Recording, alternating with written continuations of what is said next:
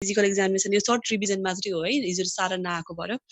अनि pre operative टिचिङमा के पर्छ भन्दाखेरि उसको पेन म्यानेजमेन्टको कुराहरू आउँछ, त्यस्तै गरेर चाहिँ इन्फर्मेसनहरू, उसको साइको सोसियल सपोर्टको कुराहरू आउँछ होइन। त्यस्तै गरेर उसको फ्यामिली मेम्बरलाई पनि हामीले चाहिँ इन्क्लुड गर्नुपर्छ टिचिङमा है। पेसेन्टलाई मात्रै टिचिङ दिने होइन, उसको फ्यामिली मेम्बरलाई पनि दिनुपर्छ प्री अपरेटिभ टिचिङमा चाहिँ।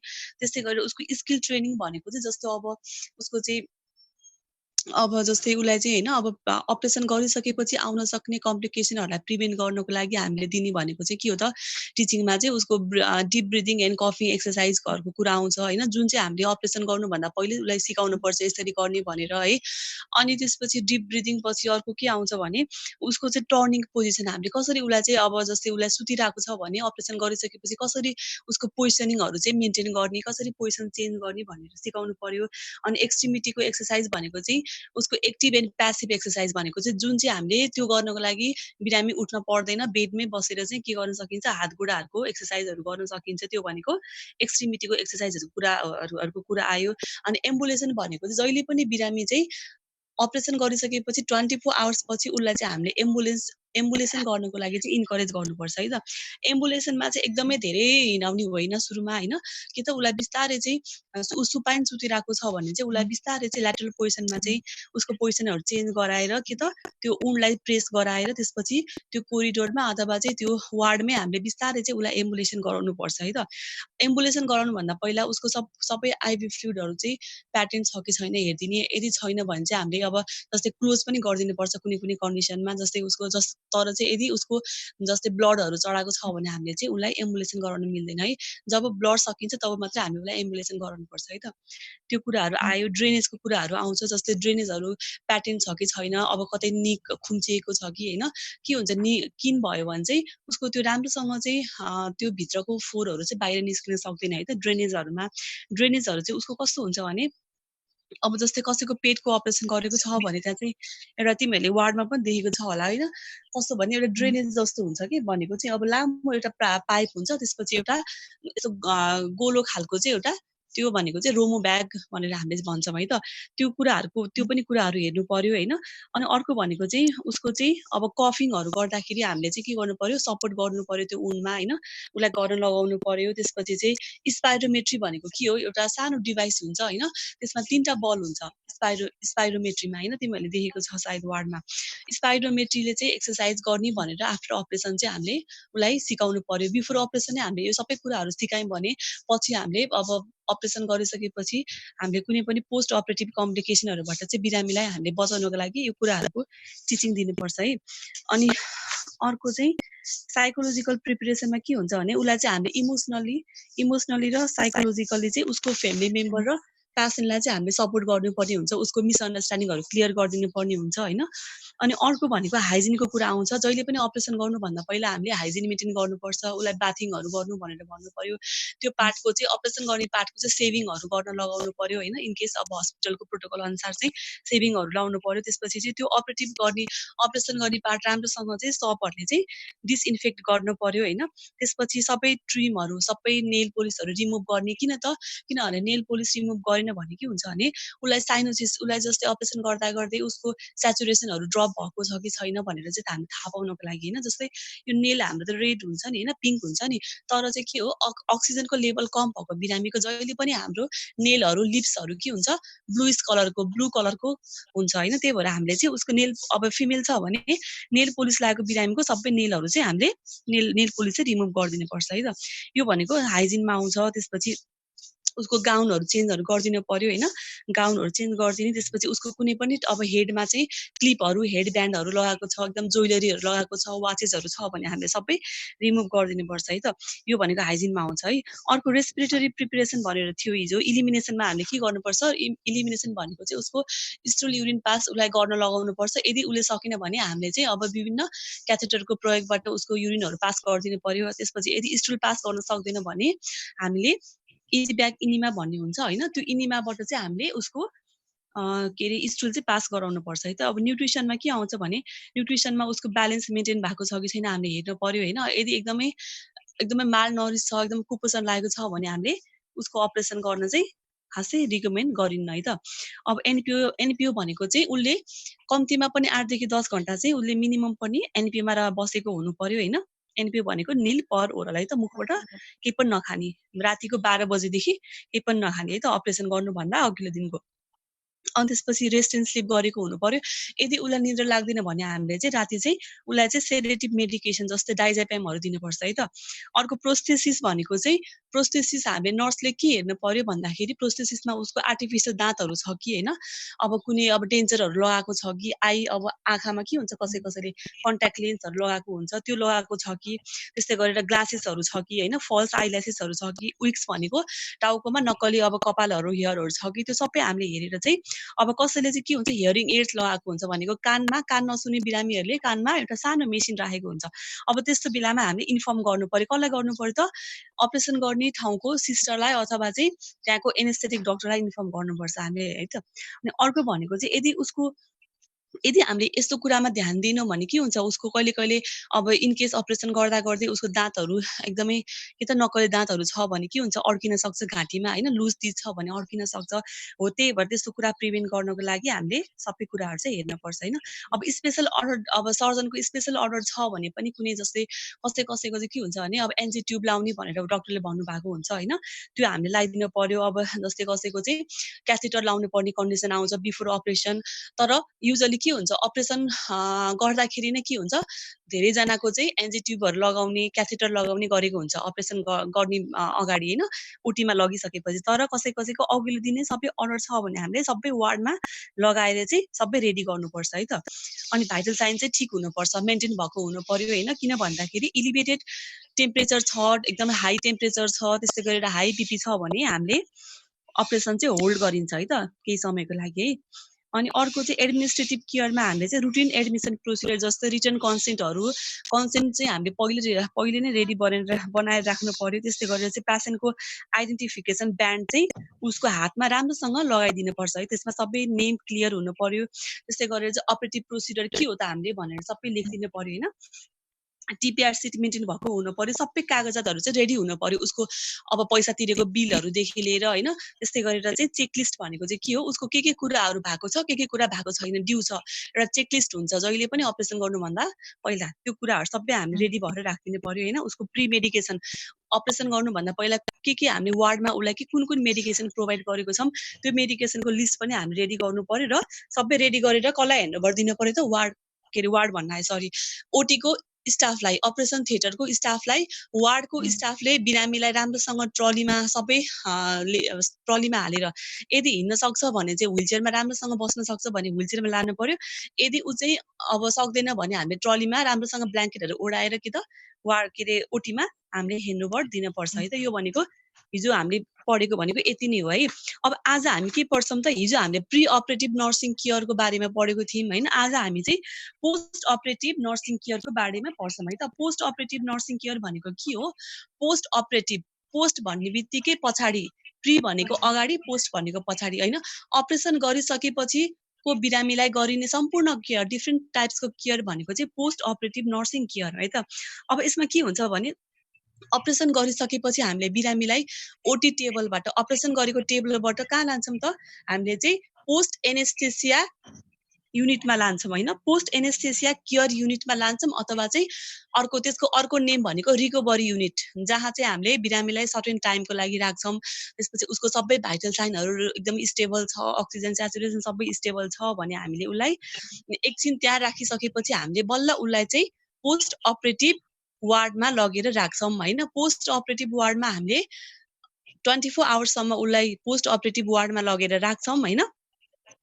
बुझ्यो नि होइन। ओटी टेबलबाट उसलाई तुरुन्तै अपरेसन गर्ने बित्तिकै पोस्ट एनेस्थेटिक वार्डमा हामीले राख्छौँ होइन, अथवा युनिटमा राख्छौँ। त्यो भनेको रिकभरी युनिट हो होइन। रिकभरी युनिटमा बिरामीको सबै कन्डिसन ठिक छ भने हामीले उसलाई पोस्ट अपरेटिभ वार्डमा राख्छौँ है त। पोस्ट अपरेटिभ वार्डमा हामीले 24 आवर्ससम्म हामीले राख्छौँ। पोस्ट अपरेटिभ वार्डमा चाहिँ सबै अपरेसन गरेको बिरामीलाई मात्रै हामीले राख्ने हो। त्यहाँ चाहिँ नर्मल बिरामीहरूलाई होइन, जस्तै अपरेसन गर्नुभन्दा पहिलाको बिरामीहरूलाई राख्ने होइन। जसको अपरेसन भएको छ उसलाई मात्रै हामीले पोस्ट अपरेटिभ वार्डमा राख्छौँ। त्यो हाम्रो कान्तिपुर हस्पिटलमा चाहिँ छैन है। पोस्ट अपरेटिभ वार्ड भनेर छुट्टै हुन्छ, एकदमै वेल मेन्टेन आइसियु जस्तै हुन्छ कि। एकदमै ओइल मेन्टेन होइन एकदम हाइजिन भएको होइन आइसियु उसलाई के त अब भिजिटरलाई पनि त्यहाँ चाहिँ बस्न अलाउड हुँदैन, एकजना भन्दा बस्न पाउँदैन होइन पोस्ट अपरेटिभ वार्डमा। किन भन्दाखेरि त्यो 24 आवर्स भनेको एकदमै क्रुसियल पिरियड हो। त्यो पिरियडमा बिरामीलाई जे पनि हुनसक्छ, इन्फेक्सनदेखि लिएर होइन उसको अब जस्तै न्युट्रिसनल इम्ब्यालेन्सहरू हुनसक्छ, एकदम पेन हुन्छ त्यो बिरामीलाई। त्यही भएर त्यो भनेको इम्पोर्टेन्ट पिरियड भएर हामीले चाहिँ उसलाई क्लोज अब्जर्भेसनको लागि चाहिँ हामीले पोस्ट अपरेटिभ वार्डमा लगेर राख्छौँ होइन। पोस्ट अपरेटिभ वार्ड पछि उसलाई हामीले त्यही वार्डमा नै हामीले उसलाई भोलिपल्ट के गर्ने हिँडाउन लगाउने, त्यस्तै गरेर चाहिँ उसको क्याथेटरहरू चाहिँ निकालिदिने सबै गरिन्छ उसको कन्डिसन हेरेर। एकदमै सिभियर बिरामी छ भने त पोस्ट अपरेटिभ वार्डमा पनि राख्दैन, डाइरेक्ट लगेर आइसियुमा राख्छ अपरेसन गर्ने बित्तिकै है त। तर अलि स्टेबललाई मात्रै हामीले पोस्ट अपरेटिभमा राख्ने हो है। त्यसपछि त्यो पछि उसलाई चाहिँ हामीले वार्डमा सारिन्छ। जब उसको सबै स्टेबल भयो त्यसपछि बल्ल हामी सर्जिकल वार्डमा राखिन्छ है। आफ्टर अपरेसन सर्जिकल वार्डमा राखिसकेपछि उसलाई अब त्यहाँ अब उसको कन्डिसन हेरेर कति दिनसम्म राख्न पर्ने हो डक्टरले डिसाइड गर्नुहुन्छ। राखिसकेपछि मात्रै हामीले उसलाई डिस्चार्ज गर्ने हो। डिस्चार्ज गरेर जबसम्म ऊ फलोअपमा आइरहन्छ हस्पिटलमा त्योसम्मको पिरियड भनेको चाहिँ पोस्ट अपरेटिभ पिरियड हो है त। अनि यसमा चाहिँ पोस्ट अपरेटिभ पिरियडमा हामीले पेसेन्टको चाहिँ फिजियोलोजिकल ब्यालेन्सहरू हेरिन्छ। जस्तै उसको भाइटल साइन नर्मल छ कि छैन, न्युट्रिसनल स्ट्याटसहरूदेखि लिएर फ्लुइड एन्ड इलेक्ट्रोलाइट ब्यालेन्सहरू सबै हेरिन्छ होइन। अनि अर्को चाहिँ इम्पोर्टेन्ट हामीले हेर्ने भनेको पेन म्यानेजमेन्ट गरिन्छ उसको। पेन म्यानेजमेन्ट किन भन्दाखेरि आफ्टर अपरेसन गरिसकेपछि उसको 12 देखि 24 घण्टा भनेको एकदमै पेन हुने पिरियड हो। किनभने 12 घण्टा भित्र चाहिँ उसको त्यो स्पाइनल जस्तै यो पछाडि स्पाइनल एनेस्थेसिया दिएको बिरामीहरूको चाहिँ के हुन्छ भने यो ढाडबाट होइन ढाडको यो स्पाइनल कर्डमा चाहिँ के हो लम्बर एरियामा चाहिँ उसको बियोस बनाएर होइन एनेस्थेसियाले चाहिँ उसको के हो तलको पार्ट सबै हामीले चाहिँ प्यारालाइज गरिन्छ भनेको उसलाई केही पनि पेन फिल हुँदैन। तर त्यो औषधिको चाहिँ डोज सकिँदै गएपछि ड्युरेसन सकिँदै गएपछि उसलाई एकदमै पेन हुन्छ। त्यही भएर हामीले चाहिँ उसको पेन म्यानेजमेन्ट गर्नको लागि चाहिँ रुटिन रूपमा चाहिँ एनाल्जेसिकहरू दिनुपर्छ। एनाल्जेसिकमा के पर्छ भन्दाखेरि अब जस्तै कसैलाई मोर्फिनहरू दिने गरिन्छ, फेन्टेनोलहरू दिने गरिन्छ होइन। त्यो कुराहरू चाहिँ तिमीहरूले उसमा फार्मेसीमा पढ्छौ पछि है त। उसको एनाल्जेसिकहरू के छ, नार्कोटिकहरू के छ भनेर पढ्छौ है। अनि हामीले चाहिँ पेन म्यानेजमेन्ट गरिसकेपछि उसको कम्प्लिकेसन प्रिभेन्ट गर्नुपर्छ यो पोस्ट अपरेटिभ केयरमा चाहिँ होइन। इमिडिएट पोस्ट अपरेटिभ केयर भनेको चाहिँ 24 आवर्ससम्मको पिरियड भनेको इमिडिएट पोस्ट अपरेटिभ पिरियड हो। कम्प्लिकेसनमा के हुनसक्छ उसको भन्दाखेरि इन्फेक्सन हुनसक्छ। इम्पोर्टेन्ट एकदम मेन भनेको इन्फेक्सनहरू, हेमोरेजहरू होइन, सेप्सिसमा जान सक्छ। एकदम कम्प्लिकेसन चाहिँ उसको आउन सक्छ कसैको होइन। त्यही भएर यो क्रुसियल पिरियडलाई हामीले एकदमै क्लोज एसेसमेन्ट इन्टरभेन्सन्स गर्नको लागि चाहिँ हामीले उसलाई एकदमै क्लोज अब्जर्भेसनको आवश्यकता छ है त। अब यसको पर्पज भनेको के होला त भन्दाखेरि पोस्ट अपरेटिभ केयरको पर्पज भनेको मेन एकदम इम्पोर्टेन्ट पर्पज भनेको किन गरिन्छ त एउटा नर्सले किन गर्नुपर्छ भन्दाखेरि to prevent the post operative complication prevent गर्नको लागि चाहिँ हामीले पोस्ट अपरेटिभ केयर गरिन्छ है त। अर्को चाहिँ to restore the patient maximum level of health भनेको चाहिँ उसको maximum level of health maintain गर्नको लागि हामीले उसलाई पोस्ट अपरेटिभ केयर गरिन्छ है त। त्यसपछि उसको चाहिँ नर्मल एक्टिभिटीहरू चाहिँ राम्रोसँग सञ्चालन गर्नको लागि होइन ऱ्यापिडली एन्ड सेफली चाहिँ उसको नर्मल एक्टिभिटी चाहिँ गेन गर्नको लागि हामीले उसको केयरहरू गरिन्छ। फ्लुइड त्यसपछि इलेक्ट्रोलाइट ब्यालेन्स मेन्टेन गर्नु पर्यो, न्युट्रिसनल निडहरू चाहिँ मेन्टेन गर्नको लागि गरिन्छ।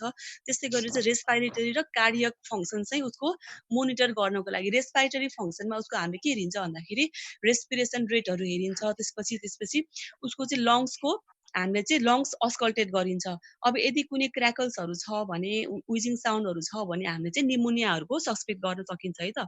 अनि कार्डियक फङ्सनमा हामीले के हेरिन्छ भन्दाखेरि बिपीहरू हेरिन्छ होइन, पल्सहरू हेरिन्छ। त्यस्तै गरी पल्स प्रेसर भनेको चाहिँ सिस्टोलिक र डायस्टोलिकको दुईटाको डिफ्रेन्ट कतिको छ त्यो भनेको पल्स प्रेसर चाहिँ हामीले हेरिन्छ है त। अनि अर्को भनेको चाहिँ ब्ल्याडर एन्ड बाउल मुभमेन्टमा चाहिँ उसको रेगुलर छ कि छैन। अब अपरेसन गरेको धेरै बेरसम्म नि उसको युरिन आउटपुट भएन भने के हुनसक्छ उसको भन्दाखेरि किडनी फेलियर भएको चाहिँ हुनसक्छ। त्यही भएर हामीले चाहिँ एकदमै क्लोज एक घन्टामा चाहिँ उसको युरिन चाहिँ अब्जर्भेसन गर्नु पर्यो, फालेर हेर्नु पर्यो कति हुन्छ त 30 ml पर आवर हुनुपर्छ है त। नर्मल युरिन आउटपुट भनेको चाहिँ एडल्टको चाहिँ 30 ml पर आवर भन्दा कम छ भने हामीले त्यो भनेको चाहिँ डक्टरलाई इन्फर्म गरिहाल्नु पर्यो होइन। बाउल मुभमेन्टमा के हेर्नु पर्यो त उसको स्टुलहरू, त्यसपछि उसको फ्ल्याटसहरू होइन, त्यसपछि इन्टेस्टाइनको मोबिलिटीहरू कतिको छ भनेर कसरी हेर्ने त त्यो चाहिँ हामीले अस्कल्टेट गर्नु पर्यो, एब्डोमिनमा अस्कल्टेसन गर्नु पर्यो है त, कस्तो खालको साउन्ड छ, त्यसपछि कस्तो खालको छ उसको भनेर सबै हेर्नुपर्छ है। त्यही भएर चाहिँ यो भनेको हाम्रो पर्पस भयो हैन। अब पोस्ट अपरेटिभ केयर गर्दाखेरि चाहिने आर्टिकल्सहरू के होला त? आर्टिकल्स भन्ने बित्तिकै निडेड इक्विपमेन्टहरू जस्तै एउटा बिरामी चाहिँ हैन पोस्ट अपरेटिभ जस्तै उसमा पोस्ट अपरेटिभ वार्डमा आयो भने हामीले चाहिँ त्यो वार्डमा के आर्टिकल्स चाहिन्छ भन्दाखेरि हैन, सुरुमा त के चाहिन्छ, पोस्ट अपरेटिभ बेड चाहिन्छ है। पोस्ट अपरेटिभ बेड चाहिन्छ फर पोस्ट अपरेटिभ पेसेन्ट हैन। त्यसपछि अर्को चाहिने भनेको भाइटल साइनको ट्रे चाहियो। त्यो चाहिँ हामीले जहिले पनि पेसेन्टको नजिकै, त्यो पेसेन्टको नजिकै राख्नुपर्छ भाइटल साइन ट्रे चाहिँ हैन। अनि आइभी स्ट्यान्ड चाहियो हैन, म्याकिन्टसहरू चाहियो, किडनी ट्रेहरू चाहियो। किडनी ट्रे किन चाहियो भन्दाखेरि उसलाई के हुन्छ भन्दाखेरि उसलाई भमिटिङहरू हुनसक्छ, उसको सेक्रेसनहरू आउन सक्छ। त्यही भएर हामीले बेडको साइडमा नै किडनी ट्रे राखिदिनुपर्छ है त। एउटा टावलमाथि किडनी ट्रे चाहिँ राखिदिनुपर्छ है। स्प्याचुला अथवा चाहिँ टङ डिप्रेसर चाहिँ अब कुनै अनकन्सियस पेसेन्टहरूको के हुन्छ, टङ चाहिँ स्लिप भएर हाम्रो थ्रोटमा जान सक्छ कसैको। त्यही भएर त्यसको प्रिभेन्ट गर्नको लागि हामीले टङ डिप्रेसर चाहिँ युज गर्नुपर्छ। टङ डिप्रेसर जहिले पनि हामीले काठको पाइन्छ, यत्रो लामो खालको हुन्छ हैन, त्यो चाहिँ युज गर्नुपर्छ है त। टङ डिप्रेसर चाहिँ बिरामीको टङ चाहिँ सिधा गर्नको लागि, ताकि यो पछाडिपट्टि गएर चाहिँ अब्स्ट्रक्सन नहोस् भनेर, थ्रोटमा गएर अब्स्ट्रक्सन नहोस् भनेर है त। अर्को चाहिँ टर्च लाइट। किन त टर्च लाइट किन चाहिन्छ भन्दाखेरि हामीले ड्युरिङ पोस्ट अपरेटिभ पिरियडमा चाहिँ बिरामीको आँखा पिपिलको साइज हेर्नु पर्यो। कति एमएम छ, रियाक्टिभ छ कि छैन लाइटसँग भनेर चाहिँ टर्चको मद्दतले हामीले हेर्न सकिन्छ। त्यस्तै गरेर इमर्जेन्सी बक्स चाहियो। इमर्जेन्सी बक्स भनेको चाहिँ त्यसमा के हुन्छ भन्दाखेरि ल्यारिङ्गोस्कोप हुन्छ हैन, ल्यारिङ्गोस्कोप भयो, सक्सन ट्युबहरू भयो, त्यस्तै गरेर चाहिँ अब माउथ ग्यागहरू भयो, सबै कुराहरू चाहिँ त्यो इमर्जेन्सी बक्समा हुन्छ हैन। इमर्जेन्सी बक्स भनेको तिमीहरूले इमर्जेन्सी वार्डमा मैले कतिजनाले देखाएको छु, इमर्जेन्सी के छ भने न त्यो हो त। अनि क्लिन गाउन चाहियो। किन भन्दाखेरि क्लिन गाउन किन चाहियो त, अपरेसन गर्ने बित्तिकै वार्डमा आएको छ हैन।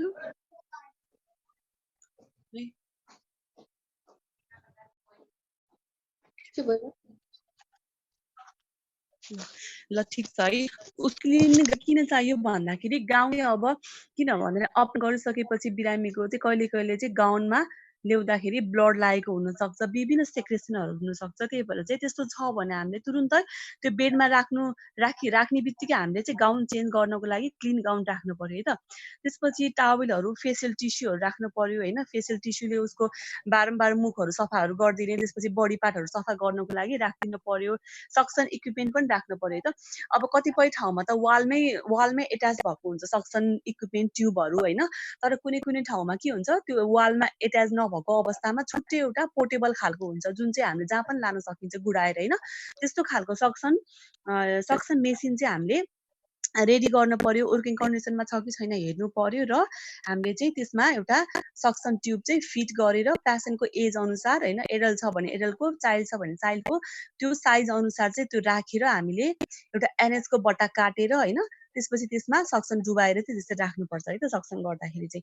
अर्को चाहिँ अक्सिजन इक्विपमेन्ट एन्ड अक्सिमेट्री मोनिटर भनेको जहिले पनि अक्सिजन इक्विपमेन्ट चाहिँ जहिले पनि कि वालमा हुन्छ, वालमा छैन भने लामो अक्सिजन सिलिन्डर हुन्छ, तिमीले वार्डमा देखेको छ हो, त्यस्तो खालको सिलिन्डर चाहिँ जहिले पनि वर्किङ कन्डिसनमा हुनु पर्यो। त्यसमा अक्सिजन भरि हुनु पर्यो हैन। यदि अक्सिजन सकिने लागेको छ भने तुरुन्तै हामीले चाहिँ सिस्टरलाई अथवा चाहिँ आफूभन्दा सिनियरलाई इन्फर्म गर्नुपर्छ, अथवा चाहिँ अक्सिजन एउटा डेलिभरी गर्ने छुट्टै एउटा ठाउँ हुन्छ, एक्सटेन्सनमा फोन गरेर चाहिँ हामीले इन्फर्मेसन गरिदिनु पर्यो त। अर्को चाहिँ एक्स्ट्रा पिलोज चाहियो for positioning the past. Extra pillow किन चाहियो भन्दाखेरिलाई पोजिसनिङमा हेल्प हुनको लागि चाहिँ हामीले, किनभने बिरामी त सुपाइन पोजिसनमा हुन्छ आफ्टर अपरेसन पछि हामीले पोस्ट अपरेटिभ वार्डमा राख्दाखेरि हैन। अनि अब सुपाइनबाट उसलाई चाहिँ लेफ्ट ल्याटरल राइट ल्याटरल सुताउनको लागि हामीले के हो त पिलोहरू पनि उसलाई चाहिन्छ, एक्स्ट्रा पिलो पनि चाहिन्छ है त। अनि तर यो आर्टिकल्सहरू चाहिँ यही चाहिन्छ भनेर चाहिँ सबैलाई यही नै लागु हुन्छ भन्ने हुँदैन। के हो त बिरामीको अपरेसनको टाइप अनुसार, अपरेटिभ प्रोसिडर अनुसार, बिरामीको कन्डिसन अनुसार चाहिँ हामीलाई थप घट पनि हुनसक्छ आर्टिकल्सहरू चाहिँ है त। अर्को भनेको चाहिँ यो भनेको आर्टिकल्स भयो होइन। हामीले पोस्ट अपरेटिभ केयर भनेको के हो अनि किन गरिन्छ, पर्पज भनेको यसको उद्देश्यहरू के हो, पोस्ट अपरेटिभ केयर गर्नुको उद्देश्य के हो र हामीले आर्टिकल्सहरू पढ्यौँ होइन। अब हामीले चाहिँ patient care during immediate post operative period भनेर पढ्छौँ। इमिडिएट पोस्ट अपरेटिभ अपरेसन गर्ने बित्तिकै नर्सिङले गर्नुपर्ने केयरहरू चाहिँ पेसेन्ट केयरहरू चाहिँ के हो भन्दाखेरि इमिडिएटमा के आउँछ भन्दाखेरि फर्स्ट अफ अल पेसेन्टको एसेसमेन्ट गर्नुपर्छ।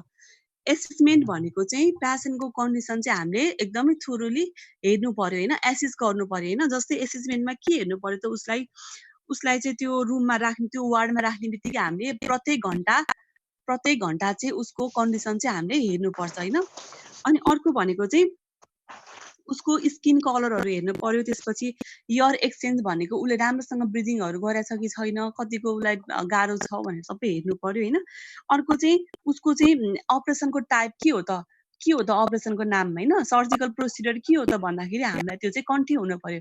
किनभने अब राउन्डमा डक्टरले सोद्धाखेरि हामीलाई आएन भने कस्तो हुन्छ, भिजिटरले सोद्धाखेरि हामीलाई थाहा छैन, के अपरेसन गरेको पनि थाहा छैन भने हामीलाई कस्तो हुन्छ होइन। त्यही भएर चाहिँ हामीले जहिले पनि फाइलमा आउने बित्तिकै पेसेन्टको नेम हेर्ने, ट्याली गर्ने, पेसेन्टलाई पनि सोध्ने।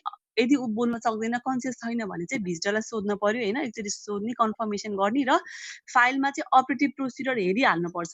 जस्तै कसैको के हुन्छ, जस्तै प्रोभिजनल डायग्नोसिस भनेर लेखेको हुन्छ। प्रोभिजनल डायग्नोसिस भनेको चाहिँ अपरेसन गर्नुभन्दा पहिला डक्टरले सस्पेक्ट गरेको डायग्नोसिस। जस्तै एपेन्डिसाइटिस भनेर चाहिँ प्रोभिजनल डायग्नोसिस लेख्नु भएको हुन्छ भने अपरेटिभ प्रोसिडियर भनेको चाहिँ एपेन्डेक्टोमी हुन्छ आफ्टर अपरेसन।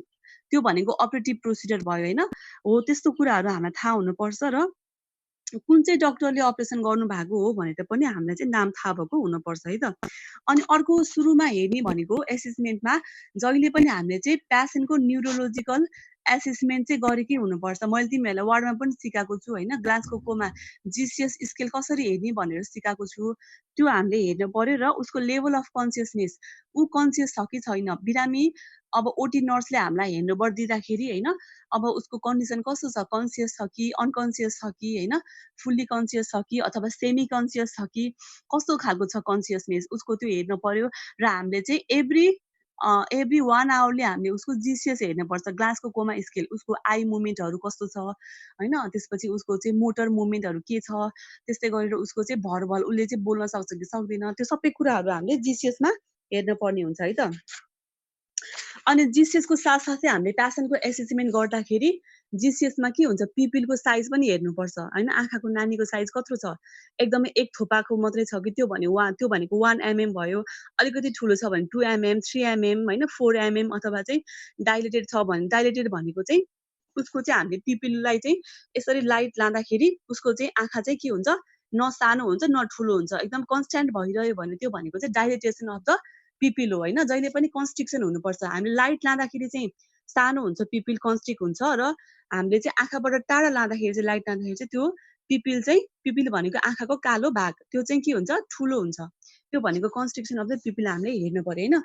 अनि अर्को चाहिँ रियाक्सन टु लाइट कस्तो छ, डाइरेक्ट छ कि कन्स्ट्रिक्ट छ, त्यो हेर्नु पर्यो। रिफ्लेक्सेस भनेको उसको चाहिँ अब हामीले उसलाई चिमार्दाखेरि उसको कस्तो छ रिफ्लेक्सन, अब नर्मल रिफ्लेक्स छ कि उसले केही रियाक्सन देखाउँदैन कि, त्यो हेर्नुपर्छ। फेसियल सिमेट्री भनेको उसको फेसियल चाहिँ कस्तो खालको छ हेर्नु पर्यो। मुभमेन्ट अफ द एक्सट्रिमिटी छ कि छैन, हात खुट्टाहरू चलाउँछ कि चलाउँछ, त्यो हेर्नु पर्यो। ह्यान्ड ग्रिप्स भनेको चाहिँ हामीले उसलाई आफ्नो औँला चाहिँ उसको हातमा राख्दाखेरि उसले समात्छ कि समात्दैन, कतिको स्ट्रेन्थ लगाएर समात्छ, त्यो भनेको ह्यान्ड ग्रिप स्ट्रेन्थ भनेर चाहिँ हो है त।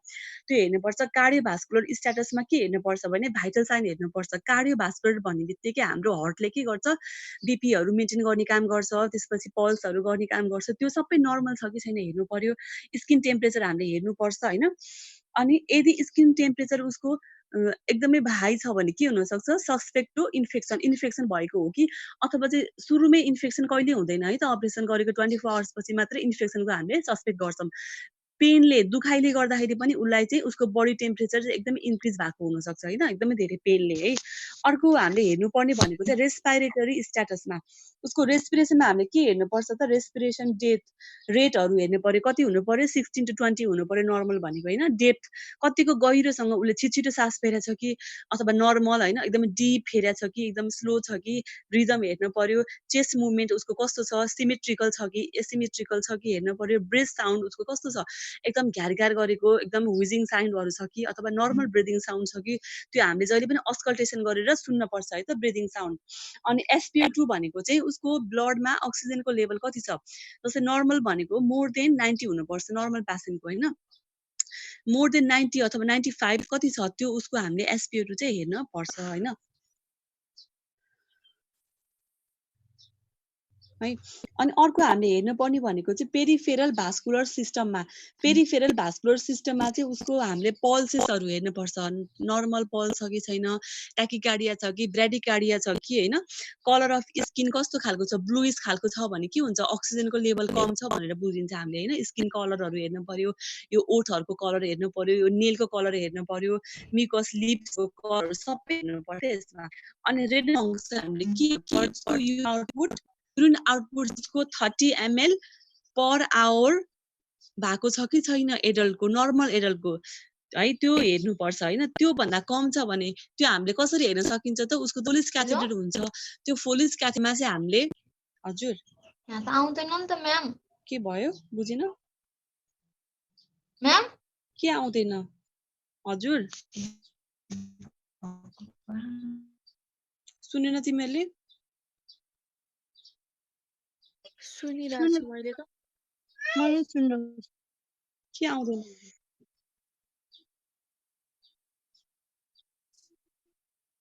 ठिकै छ है, यो बेला बेलामा डिस्टर्बेन्स हुन्छ हेर, बुझेछ नि होइन। रेनल फङ्सनमा हामीले उसको युरिन आउटपुट चाहिँ 1-1 घन्टामा फाल्नुपर्छ होइन, फर्स्ट 24 आवर्ससम्मको लागि। त्यसपछि इलेक्ट्रोलाइट ब्यालेन्समा उसको इन्टेक एन्ड आउटपुट कति इन्टेक भएको छ, कति आउटपुट भएको छ होइन। यदि इन्टेक भन्दा आउटपुट धेरै भयो भने नेगेटिभ ब्यालेन्समा जान्छ, त्यही भएर चाहिँ इक्वल हुनु पर्यो होइन।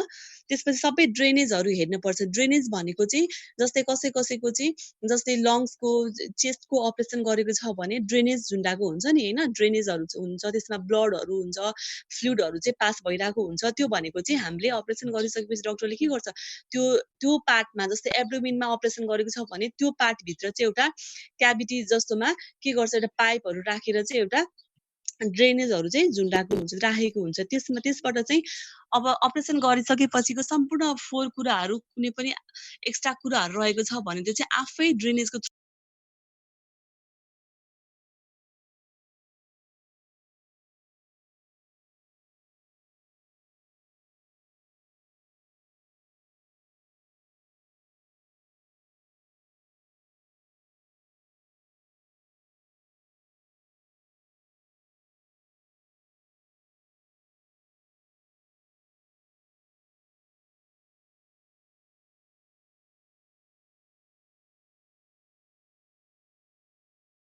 हामीले त्यो हेर्नुपर्ने हुन्छ र त्यही अनुसार चाहिँ हामीले एनाल्जेसिकहरू चाहिँ दिनुपर्ने हुन्छ है त। अर्को चाहिँ अपरेटिभ साइडको एक्जामिनेसनहरू गर्नुपर्छ। अपरेटिभ साइडको एक्जामिनेसन गर्दाखेरि चाहिँ हामीले त्यो अपरेसन गरेको त्यो सबै ड्रेसिङहरू खोलेर हेर्ने होइन है त। जहिले पनि के गर्नुपर्छ भने हामीले बाहिरबाट हेर्नुपर्छ, बाहिर टेप लगाएको हुन्छ, त्यो टेपमा कुनै ब्लिडिङहरू रगतहरू बगेको छ कि छैन, कुनै ड्रेनेज डिस्चार्जहरू छ कि छैन, त्यो हामीले बाहिरबाट हेर्ने हो है। 24 आवर्स पछि मात्रै डक्टरको अन्डरमा सुरुको ड्रेसिङ चाहिँ डक्टरले गर्नुहुन्छ जहिले पनि होइन, किनभने त्यो पसहरू त्यो उन्डहरू कस्तो छ भनेर अब्जर्भेसन गर्नको लागि, डिसाइड गर्नको लागि उहाँले हेरेर चाहिँ मात्रै ड्रेसिङ गरेर र अरू दिनको ड्रेसिङ चाहिँ बल्ल हामीले गर्ने हो है त। त्यो हेर्नु पर्यो, सबै ट्युब्सहरू इक्विपमेन्टहरू चाहिँ एकदम फङ्सनिङहरू छ कि छैन, ओइल फङ्सनिङ भएको छ कि छैन, जस्तै उसको भेनुपनहरू चाहिँ एकदम ब्लक छ कि छैन, त्यस्तै गरेर चाहिँ एन्जी ट्युब चाहिँ लगाएको छ भने एन्जी ट्युब पनि ब्लक छ कि छैन, त्यस्तै गरेर अरू भनेको फोलिसहरू हेर्नु पर्यो हो। त्यो सबै भनेको ट्युब्स र इक्विपमेन्टहरू चाहिँ उसको प्याटर्न छ कि छैन हामीले त्यो चाहिँ एसेसमेन्टमा चाहिँ हामीले हेरिन्छ है त। र जहिले पनि पेसेन्टलाई चाहिँ रिकभरी रुमबाट पोस्ट अपरेटिभ वार्डमा सार्दाखेरि हामीले एकदम ध्यान दिनुपर्ने भनेको चाहिँ जहिले पनि हामीले 4-5 जना भएर उसलाई राम्रोसँग उठाएर स्ट्रेचरमा राखेर त्यसपछि उसको अपरेटिभ साइडलाई चाहिँ एकदमै सपोर्ट गरेर त्यसपछि अपरेसन गरेको साइडमा कहिले पनि बिरामीलाई सुताउने होइन है त।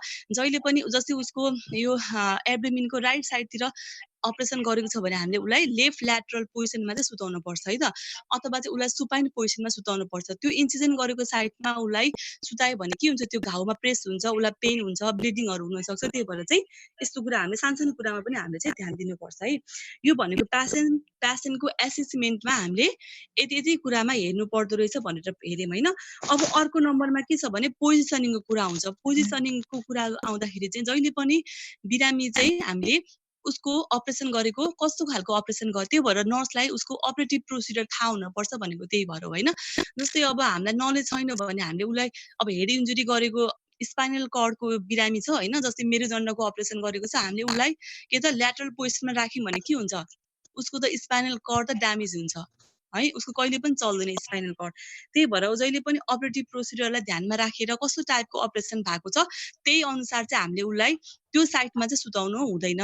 जस्तै पछाडि उसको पछाडि ब्याकको अपरेसन भएको छ भने हामीले उसलाई त्यो ब्याकको जस्तै बिचमा अपरेसन भएको छ भने होइन, स्पाइनल कर्डको भएको छ भने त हामीले सुपाइन सुताउनै पर्यो होइन, विथआउट पिलो सुताउनु पर्यो। तर उसको चाहिँ नर्मल जस्तै ब्याकको नर्मल अपरेसन भएको छ भने हामीले चाहिँ अर्को साइडमा सुताउनु पर्यो, अथवा चाहिँ एब्डोमिनको भएको छ भने हामीले सुपाइन सुताउनु पर्यो कि चाहिँ ल्याटरल पोजिसनमा सुताउनु पर्छ है त। त्यो भनेको पोजिसनिङको कुराहरू आउँछ। पोजिसनिङमा जहिले पनि पोजिसन चेन्ज गर्दाखेरि उसको त्यो अपरेसन गरेको पार्टलाई हामीले चाहिँ राम्रोसँग चाहिँ उसलाई चाहिँ सपोर्ट गर्नु है भनेर चाहिँ भन्नु पर्यो र बल्ल उसको पोजिसनिङहरू चाहिँ मेन्टेन गर्नुपर्छ है त। त्यसपछि जहिले पनि उसलाई सुपाइनमा सुतिरहेको हुन्छ, जस्तै उसलाई उठ्न पर्यो, एम्बुलेसन गर्नु पर्यो भने झट्ट उठ्ने होइन है त। कि त उसलाई बिस्तारै त्यो एउटा हातले जस्तै लेफ्ट ह्यान्डले चाहिँ त्यो अपरेसन गरेको साइडमा सपोर्ट गर्नु भन्ने र राइट ह्यान्डले चाहिँ बिस्तारै टेकेर जस्तै सुपाइनबाट कोल्टे फेर्ने होइन। सिधा सुतेको छ सुपाइन भनेको सिधा सुतेको बिरामीलाई कोल्टे फेर्नु, साइड ल्याटरल पोजिसनमा चेन्ज गर्नु भन्ने, त्यसपछि बल्ल अर्को हातले चाहिँ सपोर्ट गरेर बिस्तारै लेग तल राखेर बल्ल उठ्नुपर्छ है त। झट्ट उठ्यो भने के हुन्छ, त्यो अपरेसन गरेको साइडबाट ब्लिडिङहरू हुनसक्छ, त्यो स्टिचहरू चाहिँ निस्किन सक्छ होइन, त्यही भएर पेन हुनसक्छ। त्यही भएर हामीले बिस्तारै उसलाई चाहिँ उठ्नु भनेर चाहिँ स्लोली उठ्नु भनेर भन्न पर्यो।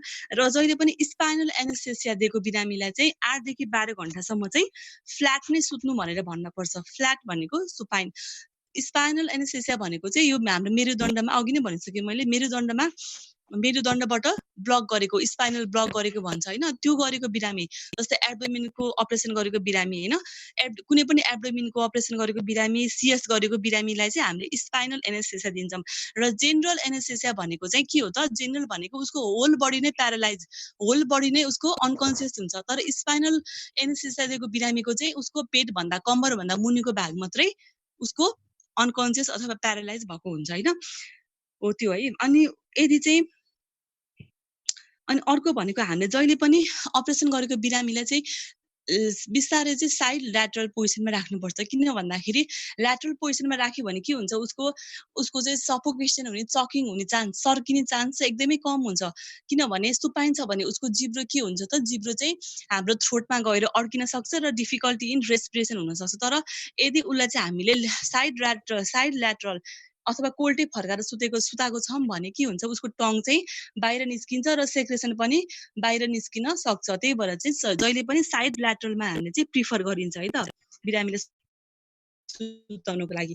पोजिसनिङ कुरा भयो। अब अर्को चाहिँ promoting patient safety. Patient safety हामीले कसरी मेन्टेन गर्ने त, अपरेसन गरिसकेपछि बेडमा राखिसकेपछि अथवा बेडमा बिरामीलाई चाहिँ ओटी टेबलबाट के त पोस्ट अपरेटिभ वार्डमा राख्दाखेरि लाँदाखेरि हामीले के कुरामा ध्यान दिनुपर्छ भने जहिले पनि राम्रोसँग चाहिँ हामीले ब्ल्याङ्केटले कभर गरेको हुनुपर्छ। हामीले बाटोमा पनि देख्छौँ नि होइन, कहिले कहिले अब लिफ्टहरूमा पनि देखिरहेको हुन्छौँ के त बिरामीलाई राम्रोसँग कभर गरेर ब्ल्याङ्केटले सबै कभर गरेर चाहिँ सिफ्ट गरेको हामीले देख्छौँ। त्यो भनेको एकदमै राम्रो आइडिया हो। अब प्यास एकदमै चल्छ भने के हुन्छ, एकदमै एग्रेसिभ छ भने कहिले कहिले चाहिँ उसलाई रिस्ट्रेन पनि गर्नुपर्छ। रिस्ट्रेन भनेको चाहिँ उसलाई उसको हात खुट्टाहरू बाँधेर पनि ट्रलीमा बाँधेर पनि अब सिफ्ट गर्न पर्ने अवस्था आउन सक्छ होइन। टु के त उसलाई त्यहाँबाट नखसोस् भनेर, त्यो ट्रलीबाट ऊ चाहिँ नखसोस् भनेर उसको सेफ्टीको लागि हामीले हात गोडा पनि बाँध्न पर्ने अवस्थाहरू आउन सक्छ होइन। अनि यदि चाहिँ अब त्यो म्याम अनि ट्रलीमा यस्तो साइड गर्दा त रेलहरू कसैको साइड म्याम यो त इलिगल हजुर हुन्छ होइन होइन इलिगल यस्तो हो यस्तो बानेर प्यासेन्टको सेफ्टीको लागि होइन, प्यासेन्टको सेफ्टीको लागि किनभने हामीले उसलाई हात गोडा बाँधेन भने के हुन्छ, ऊ त खस्न सक्छ नि त होइन। अब अपरेसन भर्खरै गरेको छ, ऊ एकदम एग्रेसिभ भयो भने के हुन्छ, तल झऱ्यो भने के हुन्छ, उसको उसको के हुन्छ, त्यो इन्सिजन गरेको साइड चाहिँ के हुनसक्छ, सबै ब्लिडिङहरू हुनसक्ने, इन्जुरीहरू हुनसक्ने हुन्छ। त्यही भएर चाहिँ हामीले प्यासेन्टको सेफ्टीको लागि पनि त्यस्तो रिस्ट्रिन पनि गर्न सक्नुपर्छ, बुझ्यौ। तर त्यो चाहिँ सबै पेसेन्टमा लागू हुँदैन, जो एकदमै एग्रेसिभ छ त्यस्तो पेसेन्टलाई मात्रै हामीले त्यसरी चाहिँ बानेर सर्टेन टाइमको लागि चाहिँ सिफ्ट गर्नुपर्छ है त वार्डमा है। यो कुरा भयो। अनि अर्को भनेको यदि कुनै चाहिँ ट्रलीमा के हुन्छ, साइड रेल पनि हुन्छ। कतिपय ट्रलीहरूमा चाहिँ साइड रेल पनि अहिले नयाँ आएकोमा चाहिँ साइड रेल हुन्छ। साइड रेल भनेको चाहिँ के हो, बार हो होइन। त्यो हामीले बेडमा देख्छौँ नि हस्पिटलको बेडमा हो, त्यस्तो बार पनि स्टेज ट्रलीमा चाहिँ भएको हुनसक्छ। त्यस्तो बेला